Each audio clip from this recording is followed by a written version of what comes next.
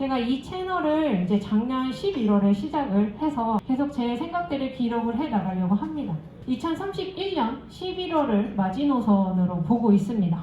이 이유는 뒤에서 이야기를 해드리려고 하는데 여러분은 세상이 빠르게 변한다고 생각을 하시나요?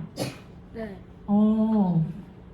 맞아요. 그럴 수 있죠. 저도 원래는 그랬어요. 세상이 빠르게 변한다라고 생각을 했는데 실제로 해외나 이렇게 다녀보면서 이게 세상이 빠르게 변하는 건 아니구나 라는 생각이 바뀌었습니다. 그 대신 빠르게 변하진 않지만 끊임없이 변하고 있다라고 생각을 하기로 마음을 먹고 그러고 보니까 끊임없이 변하고 있어요. 빠르게 변한다고 생각을 해보면 사실 뭐 작년이랑 오늘이랑 생활하는 모습이 달라졌나요? 네, 비슷합니다. 네. 그래서 1년 동안 그렇게는 변한 것 같지 않지만 10년 전과 오늘을 생각하면 많이 바뀐 것 같다라는 생각이 들죠.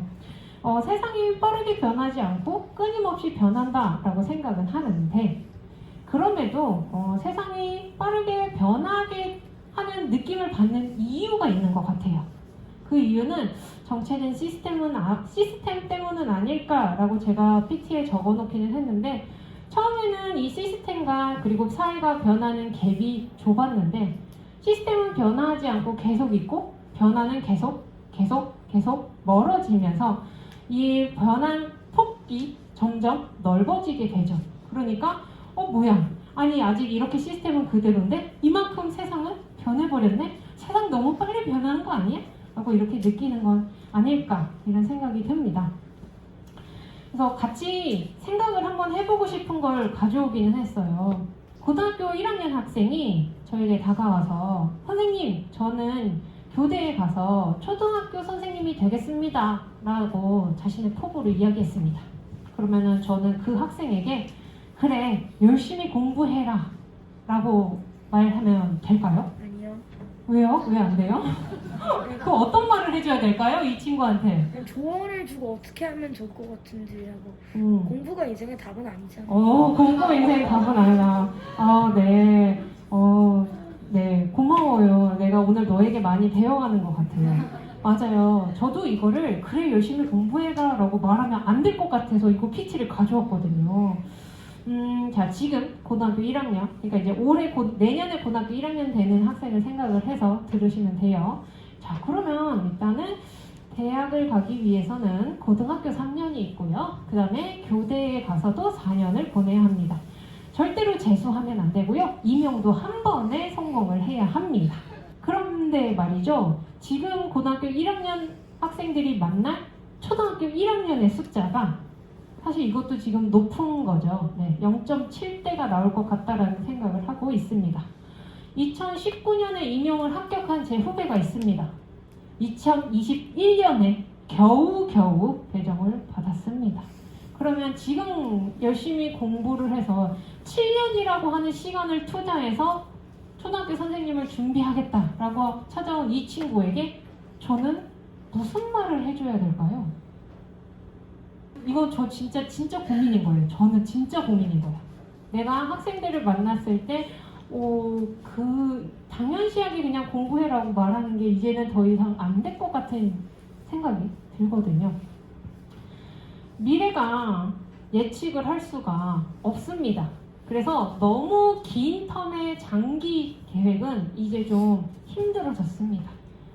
지금 대기업들도 10년짜리 기획을 돌리지 않습니다. 10년이라고 하는 동안 너무 많은 것들이 바뀌어버리기 때문에 대기업도 이제는 2년, 정말 길어야 3년 정도의 프로젝트로 해서 짧게 텀을 가져가고 있는데 이렇게 길게 장기로 마치 저거 하나만 바라보고 땅 출발을 해서 달리기 하는 게 맞을까? 근데 정작 그 시간이 지났을 때 이 친구가 너무 작은 바늘구멍 앞에 서 있다면 그 좌절감이 얼마나 클까? 이런 생각이 들기도 했거든요.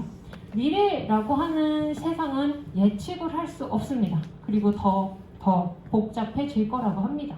그러면 이 미래형 인재, 예측할 수 없는 복잡성에 적응할 수 있는 사람이라고 지금 미네르바 스쿨이라고 학교를 설립한 분이 이야기를 했던 건데요.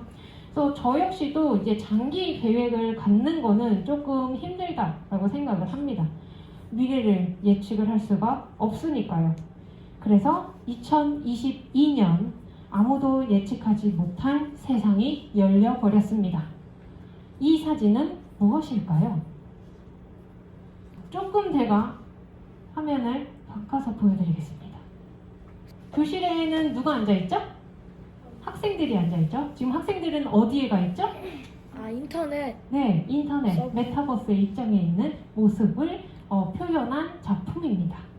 2021년 서울 현대미술관에서 전시가 됐던 작품이고, 이제 제가 직접 가서 보고 경악을 하고 사진을 찍은 겁니다. 어디서 제가 경악을 했을까요? 헉 하는 게 있어요.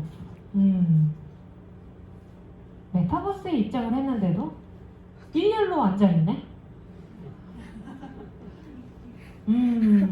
메타버스에 입장을 했는데도 모두가 다 한 방향을 바라보고 있네? 그래서 온라인 공간에서조차도 시스템은 변하지 않았구나 라는 생각이 들어서 이제 소름이 돋았던 부분입니다. 제가 생각하는 메타버스는 현실을 똑같이 옮긴 건 메타버스가 아니라고 생각을 하거든요. 그거는 조금 더 잘 움직이는 싸이월드 같은 느낌이기는 한데요. 지금 마크 주커버크죠. 그리고 이제 해외에서 메타버스를 운영하는 사례들을 보면은 되게 재밌어요. 의자가 없고요. 사람 다리가 없어요. 왜 없죠? 필요 없으니까요. 네, 메타버스잖아요. 네, 심지어 사람이 건물보다도 더 커요. 메타버스잖아요. 저는 이제 메타버스라고 하는 것에는 이게 똑같이 옮겨놓는다라고 해서 메타버스가 되는 건 아니라고 생각을 합니다.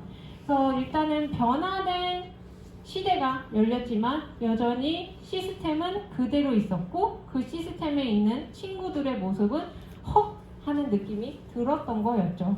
메타버스에서조차도 똑같이 일렬로 그리고 한 방향을 바라보고 있는 게 과연 메타버스인가 라는 생각이 들면서 제가 앞에서 이 채널을 2031년을 마지노선으로 보고 있다라고 생각하는 게 뭐냐면 2020년 그렇게 새로운 세계로 시작했던 초등학교 1학년이 2031년 오지선다의 수능을 아직도 본다면 와 이거 진짜 맞나? 라는 생각이 듭니다. 저도 대학을 졸업한 지 10년이 넘었고요. 이제 좀 있으면 저도 수능을 본 지 20년이 다 되어 가는데 이게 계속 유지가 된다면 어떻게 보면은 제 자신한테도 굉장히 창피할 것 같아요. 너도 결국엔 교육을 얘기했지만 너도 결국엔 교육 못 바꿨잖아? 너도 무능한 어른 아니야? 라고 제 자신에게 너무 창피할 것 같다라는 생각이 들기는 합니다. 지금 학원에서 족집게 강의를 하고 학원에서 무슨 특강을 열 수 있는 이유는 그 학교에서 있었던 모든 시험지의 데이터를 갖고 있기 때문이죠. 인공지능도 수능을 예측할 수 있습니다. 충분히 예측하고 더 남겠죠. 그래서 이제 저는 일단은 이 아이들의 문제도 교육의 문제도 있겠지만 이 교육의 문제가 꼭 아이들만의 문제는 아니라고 봅니다. 왜냐면 우리의 인생이 너무너무 길어졌단 말이에요. 20살 때까지 배운 걸로는 이거 가지고는 평생을 먹고 사는 것도 그렇지만 평생을 내가 이거를 뭔가 해보는 것도 힘들어졌습니다. 그래서 이 교육이라고 하는 것이 단순하게 아이들에서의 문제는 아니고 일단 삶이 길어진 우리도 다시 이 교육을 조금 다시 다르게 봐야 되지 않을까라는 생각을 하면서 태도의 변화, 그러니까 메이커로서의 태도의 변화를 이게 꼭 아이가 아니라 우리 어른들도 가졌으면 좋겠다라는 생각을 하고 있습니다. 이거 제가 되게 좋아하는 사진이에요. 인터넷에서 고르고 나서 너무 기분이 좋았던 사진이거든요. 딱 느낌 오시죠? 저는 할머니가 돼도 후드티 입을 거예요. 저는 할머니가 돼도 힙합의 음악을 들을 거고요. 네, 그렇게 이제 저도 나이가 들어가겠지만 메이커의 태도에 대해서는 강의를 했던 영상이 따로 올라져 있습니다만 짧게 요약을 해보자면 첫 번째는 그러니까 즐기는 사람, 아까 그랬죠. 플레이, 이제부터는 즐기다예요. 놀다 지워버리세요. 네, 플레이 하는 겁니다, 우리는. 그래서 뭔가를 즐기는 사람이고요. 그리고 두 번째는 다양성을 존중하는 사람입니다. 이제 우리나라보다 해외 메이크업 페어를 가면서 느꼈던 게 해외 메이크업 페어에 가는 작품들은 진짜 인종도 이제 뭔가 만들어 오는 것도 난이도도 굉장히 다릅니다. 그래서 미완성의 작품이 나오기도 하고요. 어떤 사람은 집에서 만든 잠수함을 가지고 나와요. 진짜 잠수함, 사람이 들어갈 수 있는 크기의 잠수함을 가지고 나오고, 네, 어떤 친구들은 그냥 점토로 만든 걸 가지고 오고, 그래서 굉장히 다양한 연령대와 인종과 작품의 수준들이 한 자리에 나와요. 근데 그거를 아무도 뭐라 하지 않아요. 왜냐면 뭐야, 너는 뭐 이렇게 조그만 걸 만들었니? 아, 야, 고등학생쯤 되면 코딩 해야지. 언제까지 종이접기 할 거야? 이렇게 무시하는 사람이 없어요. 아, 당신은 종이접기를 좋아하는 사람이군요. 저는 코딩이 좋아요. 저는 목공이 좋아요. 내가 좋아하는 그 취향을 서로 다 존중하고 있었기 때문에 그 메이크업 페어에 정말 다양한 사람들이 모이고도 아무 사고 사건 없이 즐겁게 놀고 끝날 수 있어서, 그래서 이제 다양성을 존중하는 사람이 굉장히 중요하다 생각을 하는 거고요. 그리고 세 번째, 능동적인 학습자죠. 이 능동적인 학습자의 이야기는 계속 이어서 할 예정이고요. 그리고 네 번째, 공유하면서 함께 하는 사람입니다. 혼자 만드는 즐거움은 제가 보니까 오래 못 가요. 한 서너 달? 어느 정도의 수준을 가면 이게 재미가 좀 시들시들합니다. 비슷비슷한 거에 이제 나타나고 그것만 보이거든요. 그러면 이 재미를 유지하려면 같이 재밌는 사람을 찾아서 해야 됩니다. 그러면 그 재미가 유지가 또 되거든요. 그래서 저는 그래서 이제 제가 좋아하는 3D 프린터와 3D 모델링 분야를 관심 있는 사람들이 와서 배울 수 있게 제가 채널에 영상을 만들어서 올린 거죠. 메이커의 태도를 갖지 않은 사람들은 어떻게 대하를 하냐면, 뭔가 멋있는 작품을 봤어요. 그러면은 와, 멋있다. 그런데 나는 못 만들 것 같아. 근데 이거 만들려면 되게 뭐 많이 배워야겠지? 와, 돈 많이 들었겠다. 나는 원래 좀 똥손이야. 원래 재주가 없었어. 그냥 눈으로 만족하자. 네, 이런 게 이제 메이커가 아닌 사람들의 태도라고 생각을 합니다. 그리고 사실 이게 개인에게 조금 자신감이 없고 아니면 능동적이지 못하고, 그러니까 이제 내가 나를 저평가하는 그런 부분도 있지만, 또 한편으로는 진짜 다른 사람들 거를 저평가하는 분들도 있어요. 본인은 만들어보지도 않았으면서 이 별거 아니네. 무슨 고등학생 이거 했어. 뭐 좀 더 열심히 뭐 좀 해보지. 이런 식으로 나는 해보지 않았는데 이제 평가절하하는 사람들도 메이커의 태도는 아니라고 봅니다. 반면에 이제 이게 메이커라고 하면은 뭔가 멋있는 거를 발견했어요. 그러면 와, 나 집에 가서 당장 해볼래. 일단 태도가 다릅니다. 와, 이거 뭘 검색하지? 나도 만들어볼까? 이거 누구한테 물어보면 될까? 어디서부터 뭘 사면 되지? 이런 식으로 굉장히 능동적이죠. 스타트가 벌써 걸리죠. 그래서 이런 태도가 아이에게만 있어야 된다는 건 아니라는 거죠. 네, 어른도 저는 마찬가지라고 합니다. 이런 능동적인 태도, 뭔가를 발견을 했을 때 와, 멋있다라고 해서 근데 나는 못해 라고 하는 끝나는 태도가 어른들도 저는 마찬가지라고 생각을 합니다. Growing old, 나이가 들어가는 건요, is mandatory, 필수입니다. 나이가 드는 건 아무도 피할 수가 없습니다. Growing up, 성장하는 건요, is optional, 선택입니다. 나이는 피할 수 없이 계속 들어나갈 겁니다. 하지만 그렇다고 성장이 되는 건 아닙니다. 그래서 나이가 드는 거 피할 수 없지만 성장이 드는 게 아닌 것처럼 저는 성장을 하고 싶습니다. 이 성장이 아이가 아니라 제가 나이가 들어서도 저는 계속 뭔가 성장을 하고 싶습니다. 나이가 들고 손때가 묻었습니다.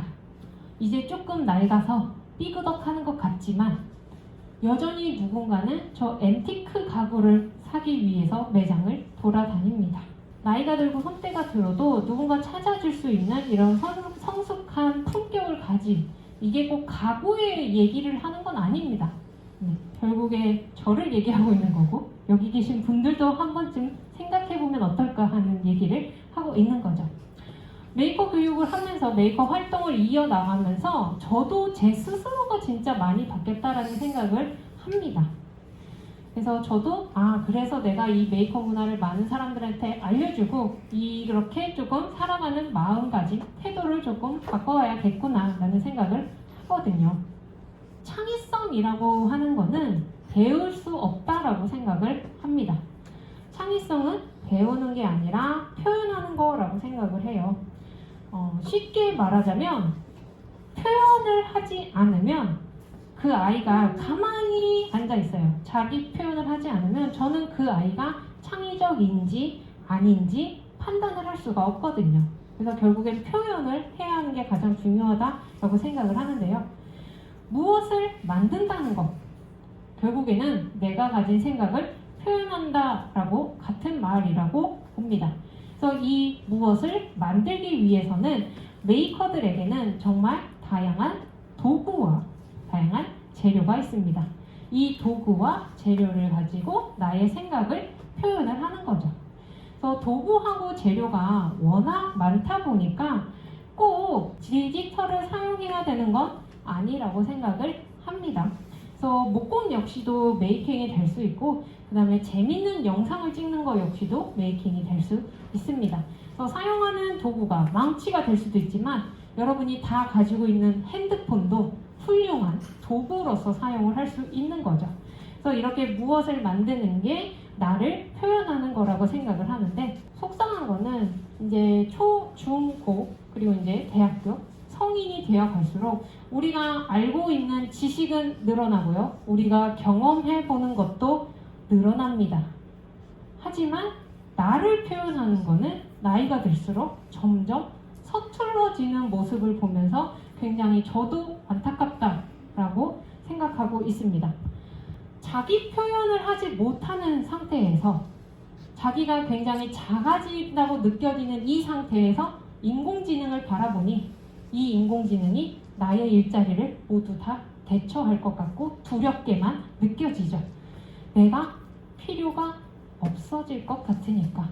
그래서 결국에는 나를 좀 많이 표현을 하는 게 중요하다라고 생각을 해요. 내가 내 자존감이 높은 사람들은 사실 인공지능에 대해서 그렇게 걱정을 할 것 같지는 않거든요. 그래서 이 무엇을 만들어 본다는 거, 내 생각을 표현한다는 게 말처럼 쉽지 않은 것도 잘 알고 있습니다. 이거는 시민 메이커 교육 가이드북에 제가 이제 뭔가를 만들어 본다라는 거를 조금 단계적으로 끊어서 나눠서 생각을 해 놓은 건데요. 첫 번째는 다른 사람의 만들기를 구경만 하는 겁니다.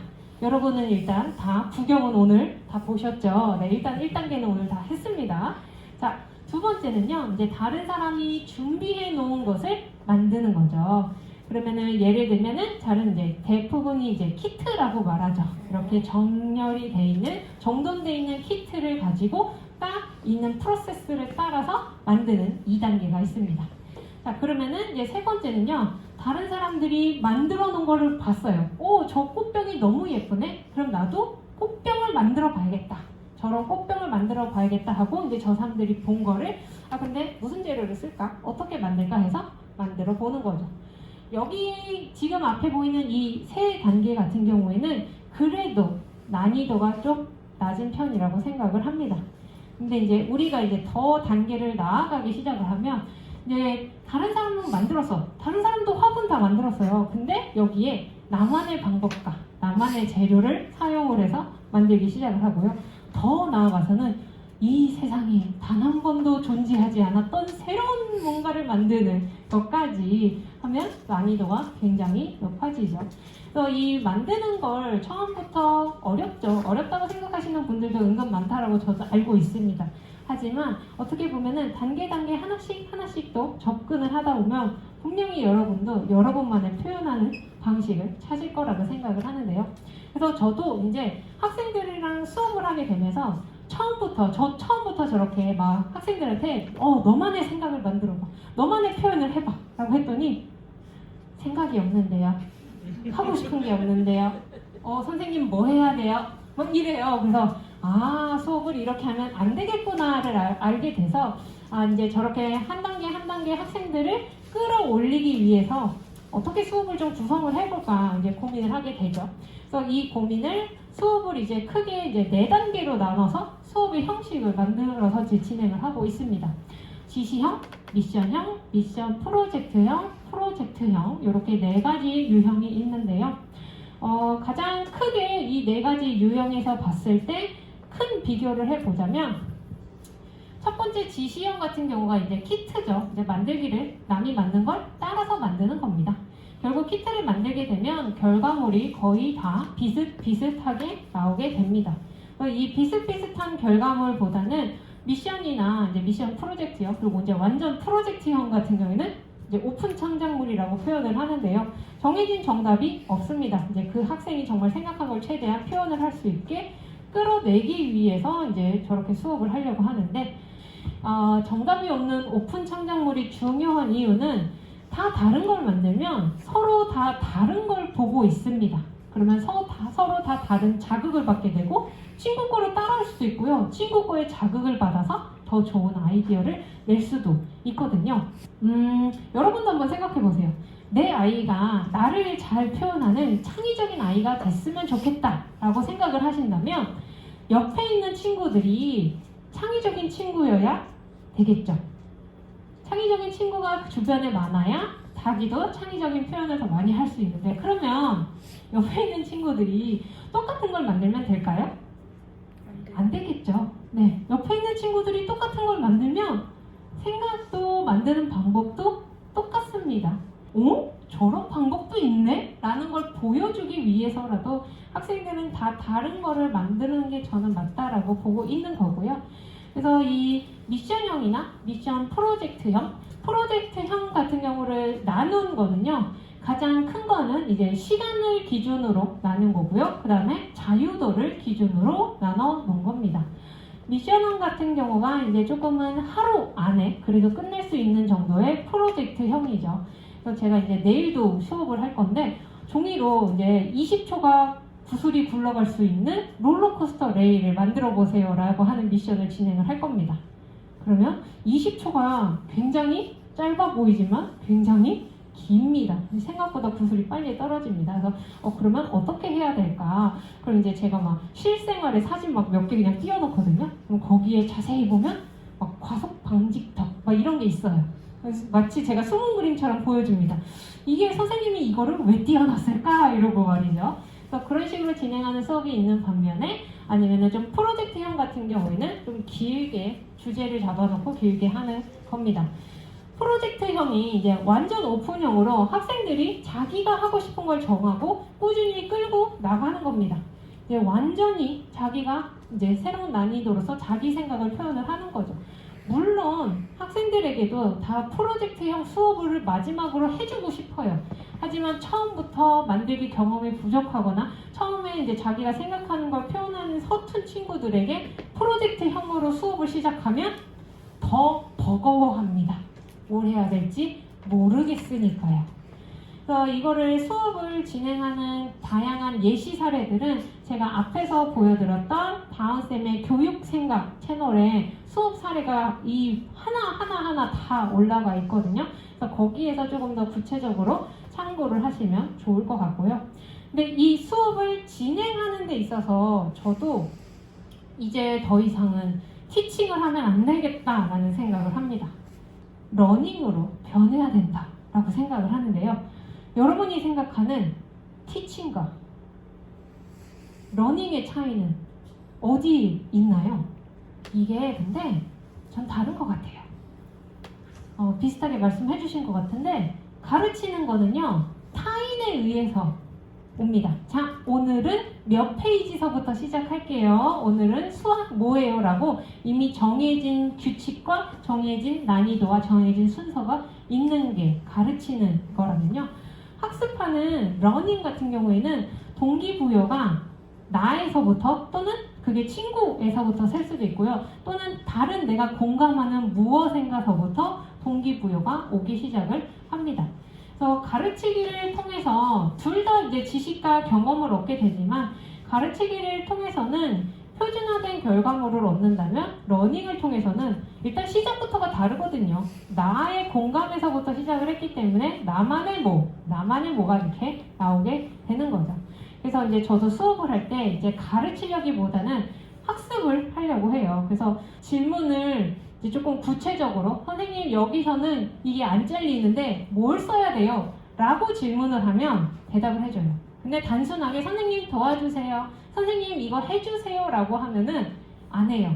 그렇게 얘기하면 안 된다고. 너가 어떤 걸 원하는 거지 구체적으로 표현을 해야 선생님이 그거에 대해서 알려주고 그게 이제 도와줄 수 있다면 도와주겠다 라고 얘기를 하는데, 러닝이 더 좋은 것 같다라는 건 알지만 막상 이제 수업에서 만나는 선생님들과 또 이야기를 해보면 러닝 좋죠. 근데 우리 애들은 진짜 만들기를 못해요. 막 이러면서 또 걱정을 하시는 분들이 있습니다. 그래서 제가 정말요? 라고 말을 하기는 하는데, 이제 종이 롤러코스터를 만드는 수업을 정말 어린 친구들과 함께 해보게 됐어요. 초등학교 3, 4학년의 친구들과 하게 됐는데, 여기는 마포 구립 서강도서관 안에 어린이 전용 메이커 스페이스가 있습니다. 여기 보이는 이런 커다란 장비는 없고요.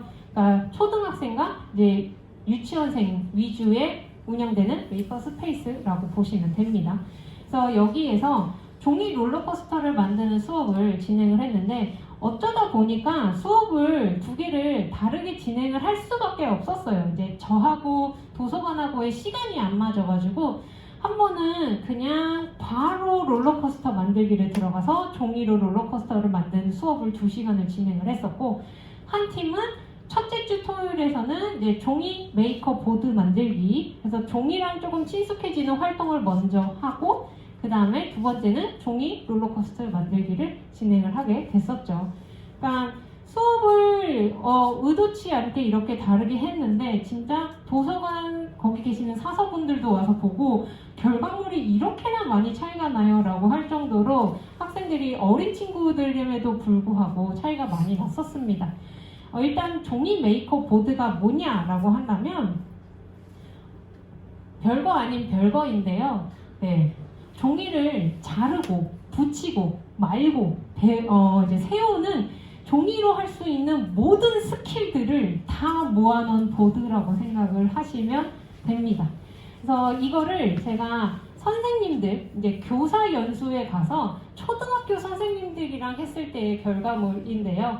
그래서 접는 것, 그러니까 종이를 자르는 것도 그냥 자르는 거 있고요, 접어서 자르는 거 있고요, 말아서 자르는 거 있고요, 이런 식으로 방법이 되게 많거든요. 그러니까 그거를 한 보드에 다양한 과정을 볼 수 있게 쭉 꾸며서 이제 교실 뒤편에다가 이제 전시를 해서 학생들이 만들기를 할 때 참고를 하라 하는 거고요. 그리고 이제 가장 많이 학생들이 못하는 부분이 뭐냐면, 저기 보면은 지금 종이가 이게 위에서 찍어서 그렇지 이렇게 S자 형태로 서 있는 종이거든요. 여기 보면 원뿔이나 이렇게 콘도 그렇고요. 그러니까 저거를 진짜 제가 학생들한테 꼭 저걸 해달라고 하거든요. 안 그러면은 애들이 종이를 붙일 때 발을 세워서 종이를 붙이는 게 아니라 테이프로 징징징징 감아요.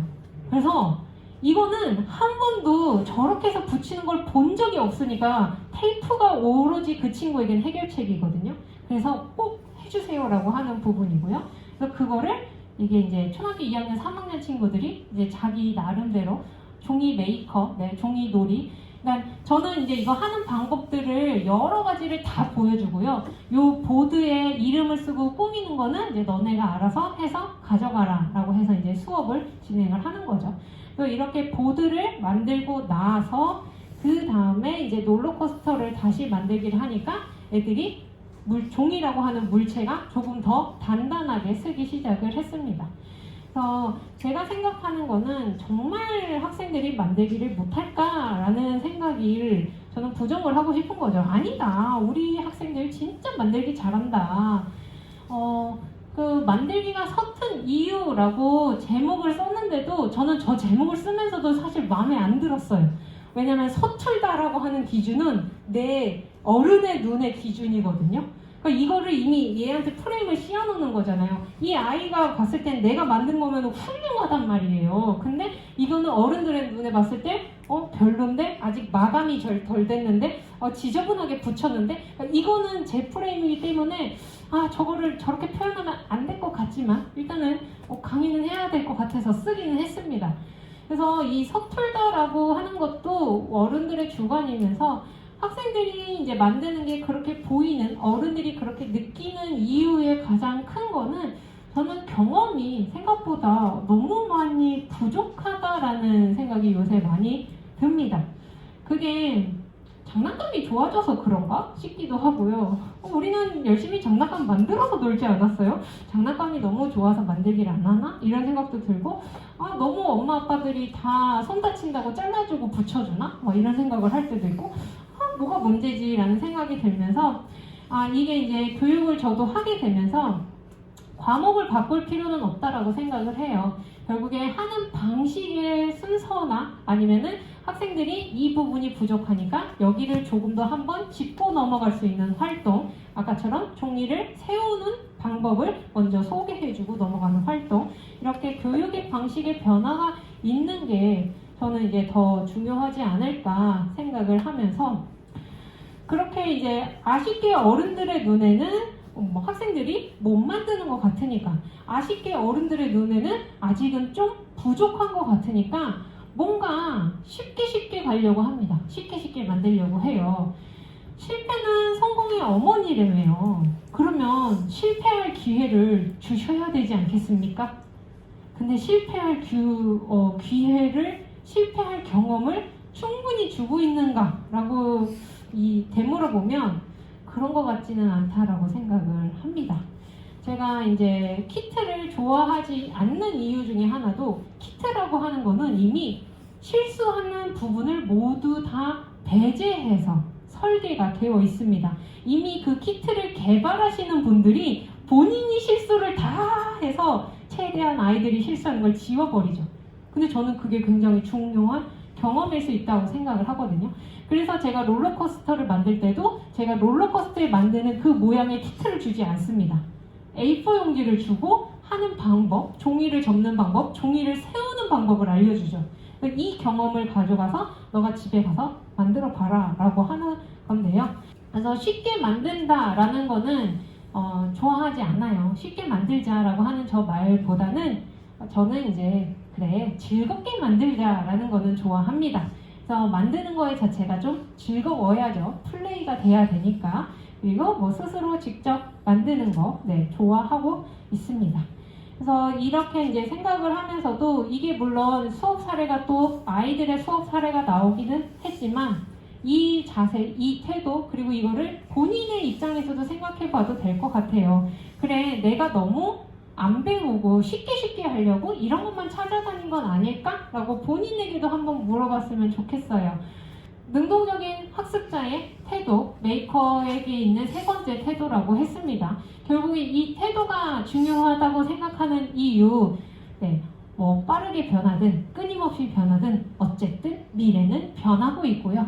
하지만 그 와중에 저희는 나이를 들어가고 있습니다.